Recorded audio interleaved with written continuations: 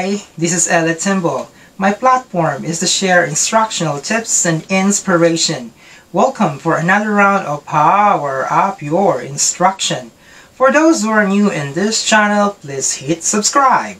Please subscribe for the latest instructional tips and inspirational journey of a global teacher, and thank you. In this webinar session entitled Designing Lessons for Remote Learning Platform as a way to build bridges in the new normal, and for our session today, our main goal is to design remote learning classroom with the following sub-goals. First, choose a platform for your virtual classroom. Second, choose how to record your instruction. Third, choose the mode of distribution. And fourth, interact your platform with the recorded instruction. And finally, our fifth goal is you start your own remote classroom. Guided by these goals, let us start our webinar now. Everybody, so welcome to our webinar. So my training is entitled Designing Lessons for Remote Learning Platform. I know you attended a series of trainings when it comes to remote learning. Maybe some of you attended a training on how to use the Google Classroom. Some of you have attended a training on how to use the Microsoft software or the Microsoft theme. Maybe some of you attended a training on how to use a web page tool such as Kahoot, Castle Learning, DeltaMath, and all sorts of platforms. But the problem is you are overloaded. You are bombarded with lots of ideas that is coming to your mind, and you don't know how to put this all together in order to create or design your own virtual classroom.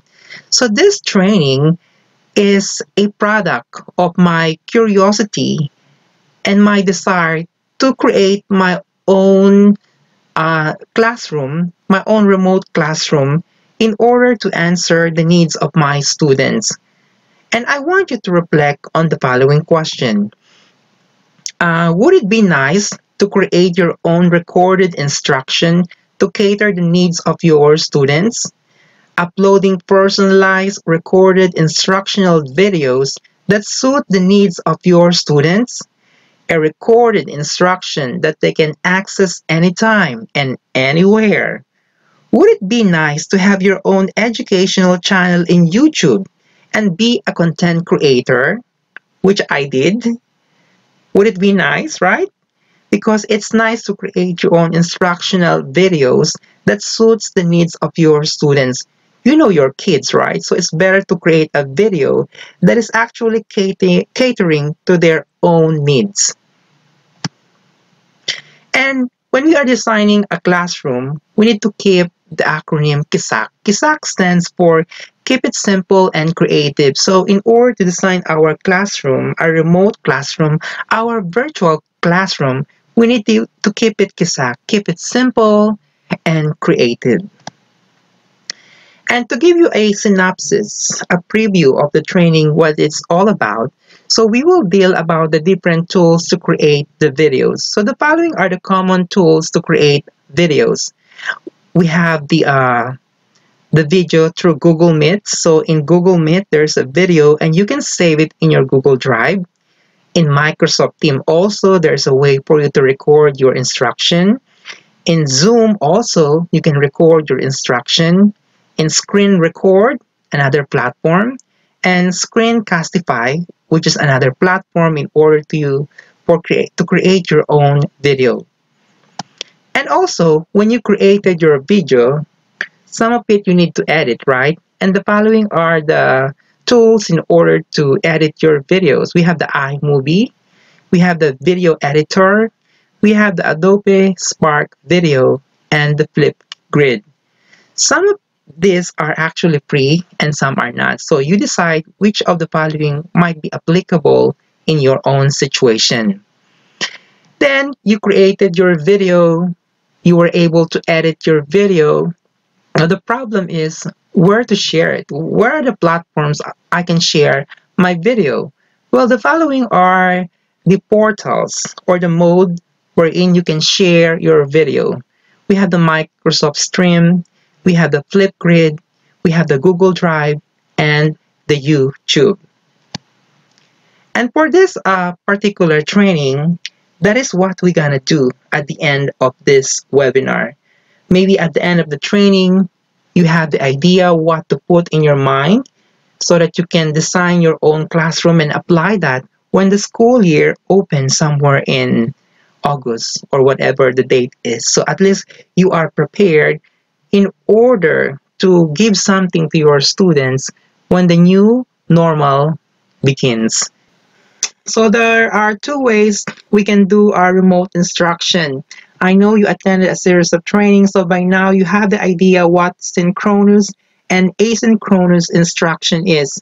So when we say synchronous, that is a live teaching session. It could be done using the famous Zoom or the Google Hangout, the Skype, or the Adobe Connect. Or you can do asynchronous instruction, wherein this is a pre-recorded instruction.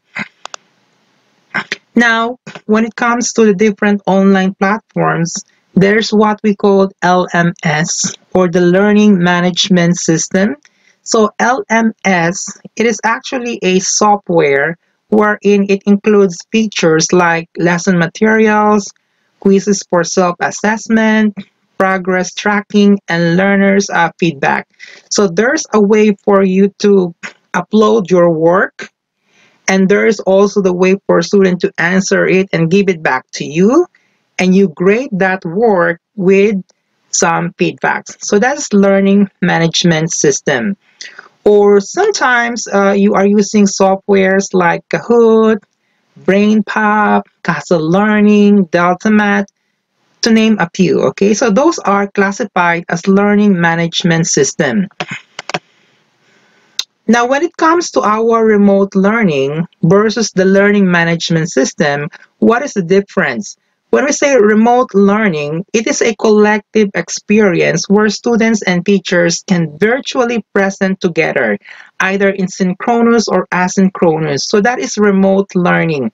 You are together collectively with that uh, platform. Either you are teaching live or you are teaching offline. Now, when it comes to LMS, it is not collective. It is more on individual, wherein the students are doing the work by themselves. So that's the difference between remote learning and LMS, because you might be wondering or you might be thinking, oh, I'm trying to email my kids, my student, with the worksheet that I created. And you will say, I did online learning, actually. I did remote learning, but that's not remote learning. Or sometimes you might say, oh, I let my kids go to this website and watch a video on a certain topic. Well, that is not remote learning. Remember, remote learning, you are together in that experience. Either you're teaching them live or offline. When we say learning, remote learning, you are teaching them live or offline. They see you, they hear your voice, and you make your instruction more personal. Okay? And in order to summarize the difference between the two, when we say remote learning, the hashtag that we can summarize it is we learn as one. When you allow your kid to do certain works in different platforms, to summarize that is hashtag I learn alone. So that's the difference between the two. In remote learning, you learn, we learn as one together. There's a collective effort. When you're allowing your kids to do a work, watching a video on YouTube, doing work on DeltaMath or doing work in Kahoot, that is not remote learning. Why? Because they learn alone. You being not there and not supervising them. Question: is Google Classroom a virtual classroom? What do you think? Or is it LMS, or the Learning Management System? Well, some teachers, when I did the survey, they said that Google Classroom is virtual classroom. They're right in some ways, because when you are in the Google Classroom, if you have experience with Google Classroom, there's a way for you to give students work, grade it back and forth, and so on. You can make an announcement, you can upload work, You can do anything on Google Classroom. But Google Classroom is not a it's not a virtual classroom or remote learning. Why? Because there's no collective effort in it. Now, there are pre-learning management system for e-learning, and it allows for streamlined online collaboration. And these are the two famous um, LMS that most schools or most teachers are using. We have the Moodle.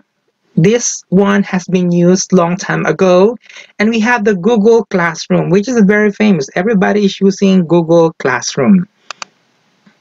Now, how do we start either the Moodle or the Google Classroom? Just remember, when you use the Moodle or the Google Classroom, for example, there are some tutorial video on how to start a Moodle classroom. So watch some instructional video on how to start creating your account, on how to invite students, and how to create assignment, and how to grade assignment with feedback, because you can learn Moodle in just one day by watching tutorial video on YouTube. I myself, I learned this platform in just one day. And also, you can also use Google Classroom. Again, there are YouTube tutorial video on Google Classroom. And you can learn this again in one day. I myself, I switched from Moodle to Google Classroom now because this is widely used by a lot of teachers. Now, you might say, I don't know how to use Google Classroom. I am not that into technology. Well, the best way for you to orient yourself is to watch a tutorial video on Google Classroom using YouTube. So on YouTube, there is a way for you to learn how to create the account, to invite students, create assignment, and grade assignment with feedback. Just watch a tutorial video on it. You will learn these two platforms in just one day. Believe me, I did it by myself. Okay, so we're designing our virtual classroom. Now, what are the benefits of the learning management system, such as Google and the Moodle, if you want to use one of those? Well, it saves your time in grading because it's like an automatic grade book. You can see the progress of your students, and the students can also see the progress of their work because the grades are already uploaded there automatically. It is graded automatically. And also, it gets better performance inside. Like what I told you, everybody can, I mean, you can see your grade, the student can see their grade, and you can see your student's grade. And also, it empowers students with feedback because there is a way for you to provide a feedback or a comment with respect to the uploaded work of your students. So I like these two platforms, the Moodle and the Google Classroom. Now, again, let me remind you, there are two ways to employ remote instruction. That is either you teach live or you teach offline using recorded instruction. Now, the problem is, okay, so if I will switch to asynchronous or the offline way or the recorded instruction, how do I do it, right? How do I do it? How do I create it? Well, there are three simple ways to record your instruction. One is using your camera. The second one is using your PowerPoint. Yes, you can record yourself, your computer, using the Microsoft PowerPoint. And third, you can use a free software, which is the OBS, which stands for Open Broadcaster Software. So these are the three ways in order for you to record your instruction. Because some of you might have no computers, you can use cell phone, right? So these are the three ways you can record your instruction. Now, in recording your instruction using your phone, again, just watch a tutorial video on how to record yourself using your phone. There are lots of content creators who upload videos on the different how-to, like how to create a video on phone, how to create a video on computer. So this one, in order, if you will use your phone as a recording instrument, watch a tutorial video on how to do it. Again, you can learn it in just one day. Now, this is something I like, I did not know that in PowerPoint, Microsoft, you can record your computer and yourself. So I learned this also in one day by watching a tutorial video on how to record using a PowerPoint presentation. I love this because I have a lot of slides because when I am teaching, I use a PowerPoint slides and I don't use any more chalk. So I have a lot of save PowerPoint when it comes to my instruction, and I don't recreate them. It's right there, it's saved. So it's better to use also this PowerPoint in recording your instruction. Now, there's a third way also, which is the OBS or the Open Broadcaster software. It's a free software. This one is nice because this is the one that I'm using, the OBS. For the benefit of everybody, if you want to download the OBS, here's the link. I want you to take a screenshot of this web page. I give you 1 minute. Okay, it's 1 minute already. Take a screenshot. Okay, so what is OBS? Well, when you are doing OBS, it is also a way for you to record yourself and to make a live stream video. So you can record yourself and make a live stream video presentation. Now, when you are using OBS, be sure you have the four sources. Later on, we will discuss it in details, okay? But I want you to have these four sources when you use the OBS. You should have the speaker or the audio output. You should have the microphone, which is the audio input. And you should have the screen for display capture. And you should have the camera or the video capture. These are the four sources in order to record yourself once you are on the OBS portal. Later on, we will discuss the details of what OBS is all about, okay? Now, so after you decide what platform to use, and then you learn how to record yourself, now it's time to ask the question, where will I post my video so that student can access my video that I created, right? Right? Well, there are three ways to do it. The first one is you upload this on your hard drive and give the video through the USB. So you can ask your student USB, save the video, and return the USB to your student. That's easier. That's the easiest way because some kids don't have internet connection. So using the USB, they can access your instructional video. Second, you can upload your video in YouTube. I know most of you have Google accounts, right? If you have Google account, you have email, you have also Google Classroom there, you have also YouTube there, and all the features of Google Suite. Okay, so you can upload your video in YouTube, or you can upload your video in Vimeo. So those are the three ways you can upload your video so that student can access the instructional video you created. Now, how to post video for student success? I mean, for student access. This is the problem. Now, how do I upload it? Because I'm not a tech person. So what should I do? Well, if you will upload your video in the USB and you don't know how to put your video on your computer, again, you need to watch a tutorial video on YouTube and learn it in one day. How do I upload my video in YouTube? You watch a tutorial video on how to do it. How do I upload my video on Vimeo? You watch a tutorial video.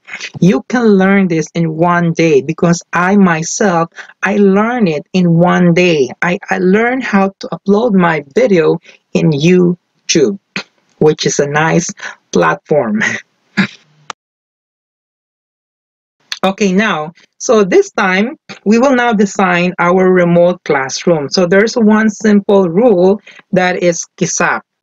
KISAK stands for Keep It Simple and Creative. So in designing our remote classroom, we need to keep it KISAK. Well, what are the steps? Well, in designing your remote classroom, we follow five Steps. Step 1, you will choose a platform or the LMS. What LMS you will use? Is it Moodle or Google? Decide. Step 2, choose a mode on how to record your instruction. There are three ways to record your instruction: using your cell phone, using PowerPoint, Microsoft, and using OBS, a free software. And step number 3, decide where to upload your video. There are three ways we can upload our video. One, in your hard drive, and let students save it in their USB. Second, where to upload your video is on YouTube. And third, on Vimeo platform. And step 4, this is something new, okay? Step 4, uh, we will create a class agenda. Later on, you will see a video what a class agenda looks like, okay? And step 5, once you all have the components of our KISAK, you can now start your remote classroom running. Now, our hands-on activity for this training is you will follow the step, okay? So on your own, in your mind right now, so I want you to think of step 1, step 2, step 3, step 4, and step 5. In order to do it, I will demonstrate it to you, okay? So step 1, if I will create my own classroom, if I will design my virtual classroom, I will choose an LMS. So in my case, I want to use Google Classroom. That's my step 1. And step 2, to record my instruction, I will use OBS. And where will I upload it? Step 3, I will upload it in YouTube. And step 4, I will create a day-by-day KISAK assignment. And step 5, I will let my student watch the actual video that I created. Now, to summarize our presentation for today, we're not yet done, okay? I'm just summarizing it, and the middle of our instruction is hashtag we learn as one, that's remote classroom, hashtag I learn alone, wherein kids are doing LMS, and hashtag OBS, oh be sure you are doing recording of your instruction. So, hi guys, so welcome now. So this one, we will do a teaching demonstration on designing your virtual classroom the actual way. So first thing that you need to do is you need to open your computer and go here, OBS Studio. Did you see this dark circle? So if you download it successfully, all you have to do is to click it and it will redirect you in this OBS portal. So when you want to start your recording, you want to click start. This is stop because it's currently working, okay? So you will click start recording, but be sure when you start recording, you have all the 4 sources here. You should have the audio output, video capture device, display capture, and audio input capture. So meaning you have your mic open, you have your screen open, you have your camera open, and you have your speakers open in order to capture everything. So once you have all those sources now, you will start recording now. So you will go to your slide now. So click start and go to your slide. So this is my slide. Okay, so but before we start, again, let me highlight the 5 steps. So for this training, you will do step 1, which is you will choose a platform. So in this case, I choose Google Classroom. Later on, I will see how the Google Classroom interact with the recorded instruction. And step 2, you will determine how to record your instruction. So in this case, I use OBS. Again, you have different ways to record it. You can use your cell phone or your PowerPoint presentation. And then decide where to upload it. I choose YouTube, okay, because in YouTube you have the ability to upload your video also in private if you don't want other people to see it, or make it public so that everybody can access your tutorial video. And step 5, you will create an agenda. So in creating agenda, we make it simple and created. Why do we have the agenda? So that students have the clear expectations on what to do day by day. And once you have all the components, you are ready to go. your virtual classroom running and ongoing live. Okay, so basically this is how I start my remote classroom. So you might say, welcome everybody to my remote classroom, and these are week number 8. So I will show them the agenda day by day. So I have agenda 1 to 5. So in agenda 1, they will watch the video that you created, like this video that I'm doing now. Okay, so they will watch the video, and after watching the video, they will answer the do now question or a motivating question in order to activate prior knowledge, and they will put their answers in the Google Classroom. And on day 2, they will do a Regents-Based Question. And on day 3, they will do writing in math. And on day 4, they will do error analysis. And on day 5, they will analyze and explain. So I have the following day-by-day agenda. Now you can create your own. It depends on you, whatever you want to do day by day. So just remember and make it sure that it's creative and simple. Don't overload students with a lot of work. In my case, in day 1, they will watch the video and they will answer one question. In day 2, they will also answer one question. In day 3, they will also answer one question, but I incorporate writing. In day 4 also, I have one question and I incorporate error analysis. On in day 5, I have one problem and they will analyze and explain it.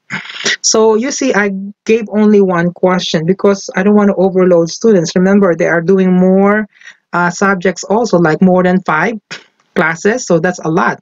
And that's difficult also on your part, because if you will upload like 10 questions, remember, you have to check 10 questions per student and give it back to them in the Google Classroom. So that's a lot of work on your part also. You need to make it more simple for you and for your students.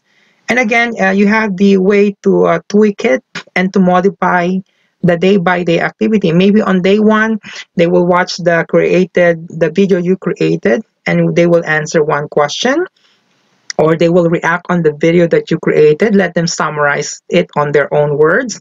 And on day 2, you will give them a question based on the video. And on day 3, you will ask them to maybe to write a 2-paragraph essay on what they wrote about the video. Maybe on day 4, you will give them like a test based on the video or the modules that you gave them.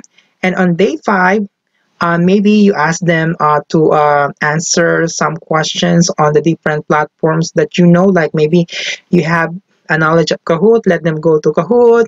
If you have Delta Math account, let them go to Delta Math account. If they have Castle Learning, let them go to Castle Learning. If you have BrainPop software, go there. So you have um, the way on how to recreate it or to modify the day-by-day activity, as long as you have the day-by-day activity, so that students are guided and they know what to expect. And also every day, my Zoom line is open, okay? The Zoom is open for video conferencing if they need clarifications for any examples I uploaded on the video, if they have some questions. Remember, one lesson the whole week. Okay, I make it more simpler. One lesson the whole week, and I have day-by-day activities. So in your case, if you have the DepEd Commons, that's DepEd Commons material, right? If you have those materials with the module, so maybe one module has 5 lessons, right? So you only do one lesson per week or 2 lessons per week. It depends on you. It depends on you. But in my case, I want to do it like only one lesson. I have 5 examples, day by day activity. I wanted to make it simple because in the actual classroom, when you are in face to face, you do lesson maybe for one lesson for 2 days or 3 days. So how much more if we are on the online virtual classroom? So you double the time as well. Now, this is how I start my lesson. I state the goal, what they need to accomplish for today. So in this case, my lesson is about simplifying rational expressions. So I have the goals to accomplish. And I will start right away doing the day 1, the do now, which is in order to activate their prior knowledge. So you see this is a multiple choice question. So they will choose the right answer, and put the answer on the Google Classroom. So let me show to you the Google Classroom because they will answer it on Google Classroom, right? So this is my Google Classroom. You see here, day one, do now. So they will answer the do now here. I have one student who submitted the work. Let me see this student. So he gave his work. It's right here, it's uploading. Okay, let's wait. Things so slow. So anyway, the student answer is option 3. So you see, my recorded instruction is communicating with my Google Classroom. So that's day 1. And then I will start now my mini lesson by unlocking the difficulties. And then I will state the steps on how to simplify rational expression. So you state on your own how you will accomplish your lesson. And then will have my mini lesson. So in this case, I have this example. Okay, cancel out. You have the answer. And then also, it has also the feature that allows you to capture not only your PowerPoint slide, but you can also capture a video from either YouTube or Khan Academy. So you can just go straight to to YouTube.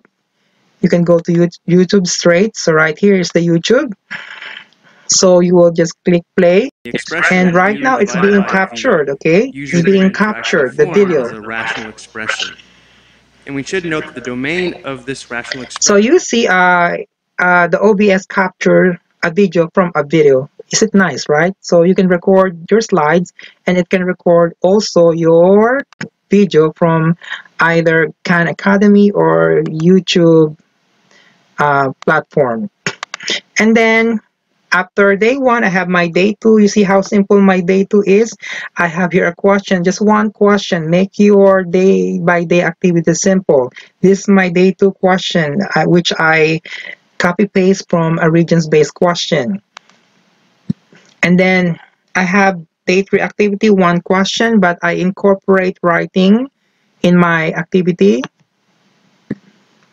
And then I have day 4. I have one problem also, but I want them to do error analysis. And I have day 5. I have one problem also. They will analyze and explain. So you can see that I have a variety of ways in doing my day-by-day activity because I want to incorporate rigor when it comes to your remote instruction. Because most common practices of teachers is that they will just upload in day 1. They will upload a worksheet. On day 2, they will upload a classwork. Day 3, they upload homework. It's okay for you to do that, but be sure we incorporate rigor in our instruction. Maybe on day 1, you will watch a video, they will answer a question that you will post on the class. On day 2, maybe ask them to write an essay. On day 3, maybe let them answer the questions related to the module. And day 4, let you create an assessment, maybe 5-question assessment, and use the Google form. And on day 5, maybe redirect them to watch supplementary materials like watching a video on Khan Academy, or let them do softwares like Kahoot, let them answer a question on the Kahoot, or DeltaMath, Castle Learning, or BrainPop. Now, the moment of truth, it's your turn now. Your output, not at the end of the training, right? Maybe your output before the classroom starts in August 24. They will start in August 24, right? We'll never know whether it's face-to-face or online, but we need to prepare ourselves. So I want you to create your own platform now by choosing step 1 to 5. Step 1, I want you to think of your LMS. Step 2, how do you record the instruction?